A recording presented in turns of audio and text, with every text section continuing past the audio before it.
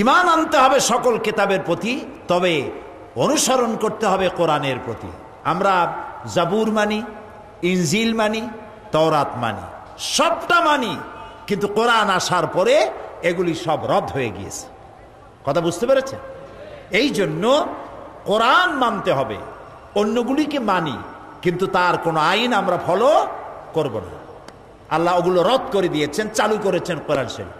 আমাদের দেশে একটি দল আছে যারা কোরআন নিজেদের জনসভাগুলিতে ধর্মগ্রন্থ পাঠ করে, কোরআন শরীফ এর কথা বলে না, ধর্মীয় গ্রন্থ পাঠ করা হবে। তো কোরআন পড়লো, তারপরে গীতা পড়ে, এরপরে বাইবেল পড়ে, এরপরে ত্রিপিটক পড়ে। আপনারা কি দেখছেন কোথাও এরকম? দেখছেন? এদিকেও পড়ে। এগুলি মারাত্মক ভাবে মুনাফিকি। মুসলমান নাম ধারণ করে এর থেকে মুনাফিকি আর কিছু হতে পারে না। আমরা ত্রিপিটক, বেদ, বাইবেল সবটাকে সম্মান করি, কিন্তু যে মঞ্চে কোরআন পড়া হবে সেই মঞ্চে কোনো মুসলমানের সামনে এগুলি পড়া হতে পারে না।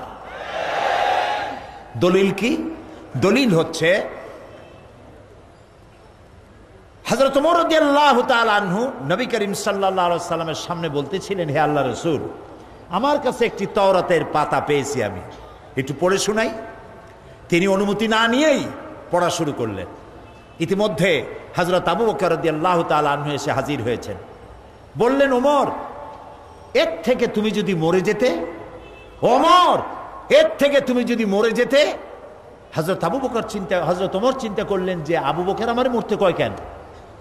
তিনি চোখ তুলে তাকায়ছেন, তাকায় দেখেন নবী করিম সাল্লাল্লাহু আলাইহি ওয়াসাল্লামের চেহারা গোস্সায় লাল হয়ে গিয়েছে।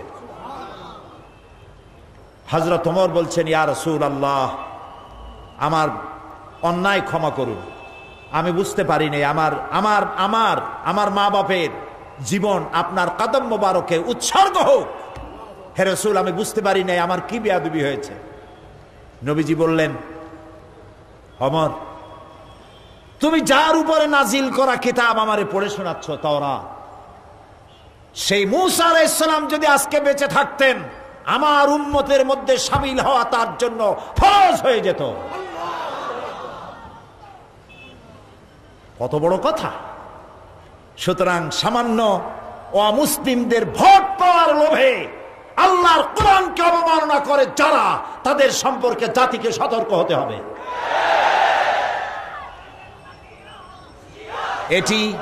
এটি কোরআনের সম্মান নয়, এটা ধর্মগ্রন্থের প্রতি সম্মান নয়। যে মঞ্চে কোরআন পড়া হয় সেই মঞ্চে মুসলমানের দেশে, মুসলমানের সমাবেশে অন্য কোনো ধর্মগ্রন্থ পাঠ হতে পারে না।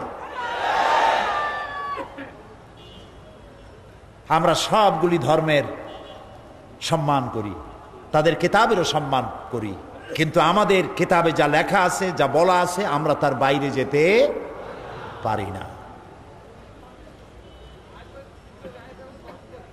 আল্লাহ তাআলা বলছেন, ফাল্লাযীনা আমানু বিহি ওয়া'আজ্জারূহু ওয়া নাসারূহু ওয়াত্তাবাউন নূরাল্লাযী উনজিলা মা'আহু উলাইকা হুমুল মুফলিহুন। অতএব যারা নবীর প্রতি ঈমান এনেছে এবং যারা তার সহায়তা করেছে এবং তার সঙ্গে অবতীর্ণ নূরের আনুগত্য যারা করেছে, তারাই কল্যাণপ্রাপ্ত।